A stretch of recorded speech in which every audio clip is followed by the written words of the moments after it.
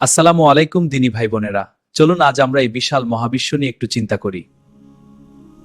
হে আল্লাহ, যদি এই মহাবিশ্ব আপনার হুকুম না মানত। আল্লাহ এমন সৃষ্টি রেখেছেন যারা এই মহাবিশ্বকে কামড়ে গিলে ফেলতে পারবে। শুধু এক দুইটা নয়, বরং কোটি কোটি সৃষ্টি আল্লাহ প্রস্তুত করে রেখেছেন। তাদের জন্য রয়েছে বিশাল বিস্তৃত স্থান, যা আমাদের কল্পনারও বাইরে। একবার ভেবে দেখুন, যদি তারাও আল্লাহর হুকুম না মানত। নিশ্চয়ই আল্লাহ তাদের জন্য ব্যবস্থা করে রেখেছেন, কারণ তিনিই সবকিছুর মালিক। এই বিশাল মহাবিশ্ব আল্লাহর নিয়ন্ত্রণে চলছে, এক মুহূর্তের জন্য তার হুকুমের বাইরে নয়। আর আমরা মানুষ কত ক্ষুদ্র বিষয় নিয়ে অহংকার করি। মনে রাখবেন, অহংকার একমাত্র আল্লাহরই শোভা পায়। সুবহান আল্লাহ।